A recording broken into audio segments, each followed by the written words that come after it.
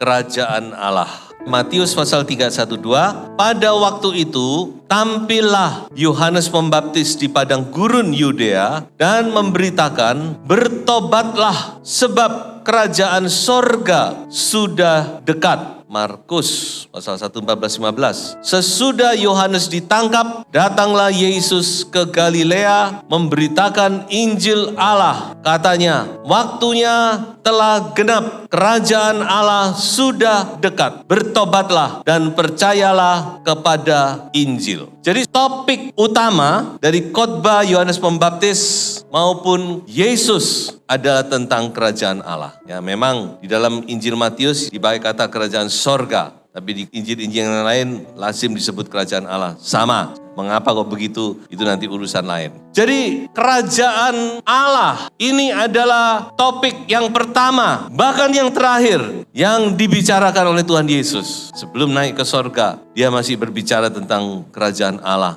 kepada murid-muridnya. Di Kisah Rasul pasal 1. Nah, sebab itu kita mau mengerti apa itu kerajaan Allah. Kapan dimulai? Kenapa kok disebut kerajaan Allah sudah dekat? Lalu kapan dimulai? Nah, sebelum kita melihat tentang hal ini, coba saya tunjukkan satu slide. Ini adalah kedutaan Amerika yang di Surabaya. Kedutaan Amerika yang di Surabaya ini, kalau sudah masuk, wah sangat ketat. Sudah tidak boleh membawa HP, tidak boleh membawa, semua diperiksa. Nah, sudah harus tahu, ketika kita masuk ke dalam kedutaan ini, bukan cuma Amerika, kedutaan lainnya juga. Maka berarti saudara menginjak teritorial negara lain. Walaupun itu di Indonesia. Ketika saudara masuk ke kedutaan Amerika, menginjak di batas kedutaan itu, maka saudara berarti sudah masuk ke negara lain. Makanya orang kalau minta suaka, dia masuk ke kedutaan.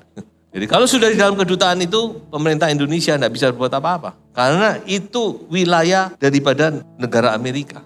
Ngerti ya? Jadi kalau gitu kerajaan itu apa sebenarnya? Kerajaan atau yang disebut dalam bahasa asli Basilea, itu saya artikan adalah teritorial di mana undang-undang, prinsip-prinsip, otoritas, kuasa dari suatu kerajaan, pemerintahan, atau dari seorang raja berlaku di situ. Jadi ketika saudara masuk ke kedutaan, yang berlaku di situ adalah hukum undang-undang Amerika. Yang berkuasa di situ bukan presiden Indonesia lagi, tapi presiden Amerika. Tentu selama hukum ditaati, kalau sudah nggak ditaati ya sudah itu lain masalah. Nah, itulah arti daripada sebuah kerajaan. Nah, demikian juga dengan kerajaan Allah. Jadi kerajaan Allah adalah teritorial di mana undang-undang, prinsip-prinsip, otoritas, kuasa dari Allah atau dari kerajaan Allah itu bekerja di situ dan harus ditaati. Sebab itu kerajaan Allah ini mempunyai dua pengertian. Untuk masa sekarang, kerajaan Allah ini berlaku secara spiritual, secara rohani. Tapi masa yang akan datang, ketika Yesus datang kembali ke bumi dan memerintah selama 1000 tahun di bumi, maka kerajaan Allah benar-benar fisikal, secara fisik berlaku di seluruh dunia. Ngerti ya? Lalu kapan mulai kerajaan Allah itu berlaku? Saya yakin itu berlaku sejak salib. Jadi ada hamba Tuhan berkata, established in the cross. Di kerajaan Allah secara spiritual itu mulai berlaku sejak karya salib. Makanya ketika Yesus datang atau Yohanes datang, dia beritakan kerajaan Allah sudah dekat. Ya sudah dekat memang. Sebentar lagi Yesus disalib dan kerajaan Allah itu established. Didirikan, dimulai. Tapi ini secara spiritual, tidak kelihatan. Makanya Tuhan Yesus pernah ngomong gini, kehadiran kerajaan Allah itu tanpa tanda-tanda lahiriah. Memang betul, karena itu spiritual. Tapi nanti, kalau dia datang kembali, dia datang sebagai raja di atas segala raja. Dia akan berkuasa di muka bumi selama 1000 tahun. Kerajaan Allah berlaku secara fisikal. Datanglah kerajaanmu, jadilah kehendakmu. Di bumi seperti di dalam sorga. Itu kan doa yang diajarkan oleh Tuhan Yesus kan.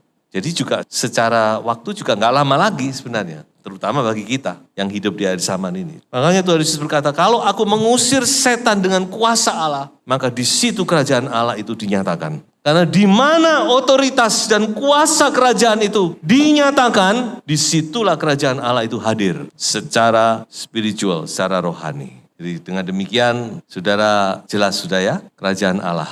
Jadi kerajaan Allah itu juga berlaku bagi kita. di dalam pribadi saudara, dimanapun saudara berada, rumah tangga saudara, itu juga berlaku kerajaan Allah di sana. Kalau kita mengikuti prinsip-prinsip firman Tuhan. Makanya saya akan bicara beberapa prinsip kerajaan Allah. Mengapa saya pakai kata beberapa? Karena prinsip kerajaan Allah itu banyak, tapi kita tidak bisa melihat semuanya. Tapi saya akan membagikan 3 prinsip kerajaan Allah. Dan ingat, prinsip kerajaan Allah itu seringkali bertolak belakang dengan prinsip kerajaan dunia. Makanya kadang-kadang kita tidak mengerti. Prinsip yang pertama, coba perhatikan. Mungkin saudara membaca kitab Injil, saudara akan menemukan kata ini dan kalimat ini. Dan mungkin kalau saudara sejenak merenung, saudara akan merasa heran. Kenapa kok begini? Tuhan Yesus berkata, berapa kali ini? Yang punya akan diberi, yang tidak punya akan diambil. Coba saya bacakan. Jawab Yesus, kepadamu diberi karunia untuk mengetahui rahasia kerajaan sorga. Tetapi kepada mereka tidak, karena siapa yang mempunyai kepadanya akan diberi, sehingga ia berkelimpahan. Tetapi siapa yang tidak mempunyai, apapun juga yang ada padanya akan diambil daripadanya. Sudah perhatikan, ini kan tidak masuk akal sebenarnya. Harusnya kan kalau tidak punya, dikasih. Kalau sudah punya, ya sudah, jangan dikasih, sudah punya kok. Tapi prinsip kerajaan Allah tidak demikian. Ya ini, supaya yang tidak punya malah gak dapat. Yang punya malah dapat. Yang tidak punya diambil, makin tidak punya makin diambil, diberikan kepada yang sudah punya. Ini prinsip kerajaan Allah. Nah sekarang pertanyaannya muncul kan, mengapa demikian? Mengapa kok Tuhan menerapkan prinsip ini? Saya temukan ada 2 hal. Yang pertama, karena hati manusia yang menolak, yang acuh tak acuh, yang mengeraskan hati, yang merasa tidak membutuhkan. Nah ini, perhatikan ini, hati-hati ini. Pertama hal-hal rohani, rahasia kerajaan surga. Ketika orang itu menolak, tidak butuh, mengeraskan hati, acuh tak acuh kepada hal-hal rohani, maka apa yang ada padanya juga akan diambil. Kalau saya mau katakan dengan bahasa sederhana gini, lu aja gak butuh apalagi gue. Kira-kira kalau Tuhan ditanya begitu, kenapa Tuhan? Lu aja gak butuh kok apalagi gue. Jadi saudara, tolong saudara perhatikan, hal-hal rohani itu jangan dianggap Tuhan yang membutuhkan kita. Kita yang membutuhkan Tuhan. Kita yang butuh anugerah Tuhan, belas kasihan Tuhan, keselamatan Tuhan, pertolongan Tuhan. Bukan Tuhan yang butuh. Banyak orang merasa, oh kalau saya gak ke gereja akan membutuhkan saya. Pendeta mungkin membutuhkan saudara, karena pendeta masih manusia, ya toh? Tapi kalau Tuhan, saya yakin tidak butuh. Dia berbelas kasihan. Tapi orang yang tidak menanggapi tawarannya, yang tidak menanggapi firman-Nya, yang tidak menanggapi keselamatannya, apa yang ada akan diambil oleh Tuhan. Makanya kita tidak boleh main-main, saudara ya. Jangan main-main. Tuhan baik, sangat baik. Amin. Sangat-sangat baik. Tapi Tuhan juga tidak bisa dipermainkan. Ada tuh ayatnya, Allah tidak bisa dipermainkan. Makanya Tuhan berkata, orang-orang ini mengeraskan hati, ya sudah. Memang sengaja tak ajar dengan perumpamaan, mereka gak ngerti. Memang sengaja aku. Jawabannya begitu. Kenapa kok Tuhan ngajar pakai perumpamaan? Disengaja sama Tuhan. Supaya kalau kamu tidak mencari, tidak membutuhkan, ya kamu gak ngerti, salahmu dewe. Kamu gak butuh. Makanya Tuhan bilang kepada murid-muridnya, kamu berbahagia. Karena kamu aku berikan rahasia untuk mengerti kerajaan Allah. Kepada mereka tidak. Dan jawaban yang kedua itu saya temukan dalam kasus di dalam Matius 25. Perhatikan, di situ Tuhan juga bicara hal ini. Mengapa yang tidak punya malah diambil, yang punya malah diberi? Karena tidak dipakai. Khususnya dalam hal ini tentang talenta. Kalau saudara diberi 1 talenta, talenta itu apa Gampangnya talenta itu kelebihan. Saudara punya kelebihan dari orang lain. Kalau itu tidak dipakai dengan baik, kita sembunyikan, maka ya sudah, kamu tidak mau tak kasihkan orang lain. Makanya talenta kita yang dipercayakan oleh Tuhan itu harus kita pakai untuk kemuliaan nama Tuhan. Untuk melebarkan kerajaan Allah. Jadi kalau orang tidak memakai berbagai macam alasan, dan biasanya orang yang beralasan itu orang yang malas, kata firman Tuhan, kata Amsal. Gitu? Amsal ngomong, ada singa di jalan, ada singa di mall. Singa kok di mall, tapi itulah alasan. Makanya kita harus pakai talenta kita. Jangan disembunyikan. Saya sampai sekarang aja masih ingin belajar banyak hal. Cuma karena saya sudah gak punya waktu lagi. Umur makin bertambah, tanggung jawab makin bertambah. Jadi sudah gak punya waktu terlalu banyak bagi saya. Kalau saya punya waktu, saya akan belajar banyak hal. Jadi itulah prinsip kerajaan Allah yang pertama.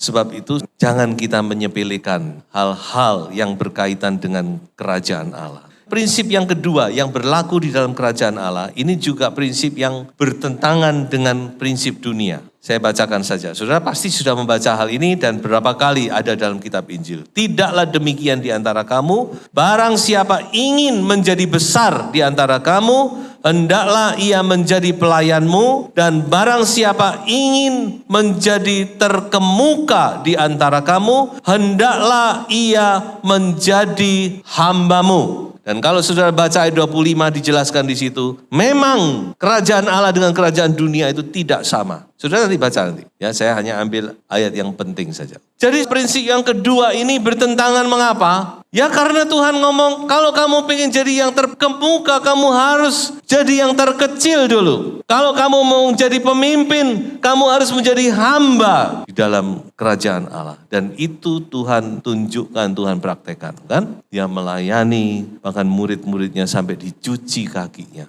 Itu adalah perbuatan yang paling rendah. Seorang yang mencuci kaki itu perbuatan hamba. Saya tidak pernah lupa, saudara. Sepatu saya pernah disemirkan oleh seorang hamba Tuhan. Itu saya ingat seumur hidup. Bagi saya itu satu hal yang, saya tidak nyangka, saudara. Dan saya juga kaget. Jadi mari kita mau mengerti kerajaan Allah. Karena kita umat-umat kerajaan, amin. Seharusnya dalam hidup kita, dalam rumah tangga kita, dalam pekerjaan, dalam apapun juga kita membawa kerajaan itu. Di mana kita berada, harusnya di situ prinsip kerajaan Allah itu berlaku. Karena kita umat kerajaan. Dan salah satu prinsip kerajaan Allah adalah melayani. Lain dengan orang dunia. Orang dunia mau jadi tertinggi, dia harus tampilkan, tonjolkan. Dia harus kalau bisa naik di atas pundak orang lain, sikut orang lain dia naik. Itu bukan prinsip kerajaan Allah. Kerajaan Allah sifatnya semakin kita mau diangkat Tuhan, kita harus semakin merendah. Ada saatnya memang Tuhan akan angkat.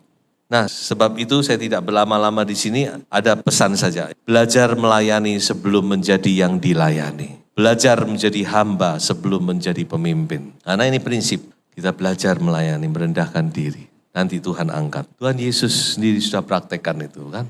Dan salah satu gelar daripada Tuhan kita adalah The Servant King, Raja yang melayani. Injil Markus, Yesus adalah hamba yang melayani sampai sekarang masih melayani kita. Prinsip yang ketiga dan yang terakhir, hearing more than seeing. Ears more than eyes. Maksudnya apa? Begini saudara ya. Tentu kalau kita disuruh milih, tentu kita tidak mau memilih. Kalau bisa kita nggak punya kekurangan. Tapi coba saudara renungkan sejenak. Mau tidak melihat atau mau tidak mendengar? Angel ya. Tapi saya yakin akan banyak orang memilih bisa melihat daripada tidak bisa melihat.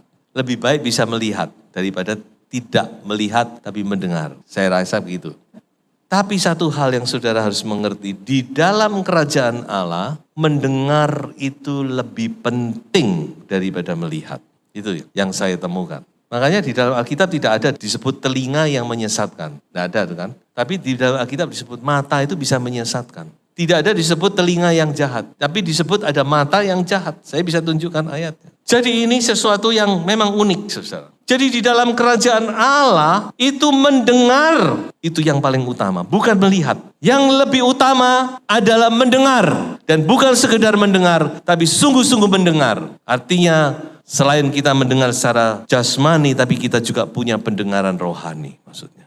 Makanya banyak orang bertanya gini, Pak, saya kok enggak bisa mendengar suara Tuhan? Nah, kalau saudara punya pertanyaan yang sama, berarti saudara tidak punya pendengaran rohani. Lalu caranya gimana? Ya berdoa, minta pendengaran rohani. Saya berdoa sama Tuhan, Tuhan berikan aku pendengaran rohani. Enggak ada lain cara, enggak ada hal yang khusus, enggak ada teknik-teknik yang khusus. Kalau saudara mempunyai problem yang saya kok tidak pernah mendengar suara Tuhan. Berarti Anda tidak punya pendengaran rohani. Dan Anda harus berdoa, bergumul kepada Tuhan. Minta supaya Anda bisa memiliki pendengaran rohani. Karena ini sangat penting dalam kerajaan Allah. Ada beberapa hal yang ingin saya sampaikan. Yang pertama, perhatikan, Ulangan pasal 6 ayat 4 ini adalah pengakuan iman orang Israel. Dimulai dengan kata apa? Shema Israel. Adonai Elohim, Adonai Echad. Tuhan itu Allahmu dan Tuhan itu Esa. Shema Israel, artinya dengar hai orang Israel. Pengakuan iman tidak berkata lihat orang Israel, tidak. Tapi dengar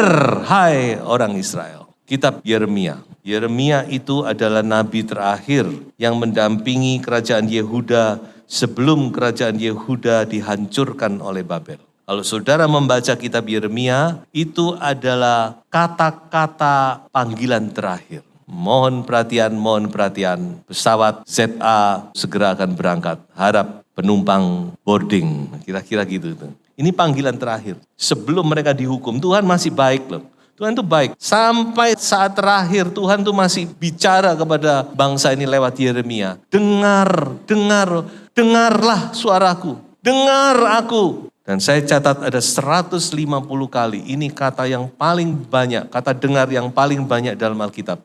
Ada di kitab ini. Dengar-dengaran. Kita dulu di sekolah minggu selalu diajar dengar-dengaran, bukan? Jadi dengar ini penting, saudara. Mendengar suara Tuhan ini penting. Dan mereka tetap tidak mau mendengar. Akhirnya mau tidak mau Tuhan harus hancurkan bangsa ini. Walaupun mereka umat pilihan Allah. Yang ketiga, yaitu di kitab Wahyu.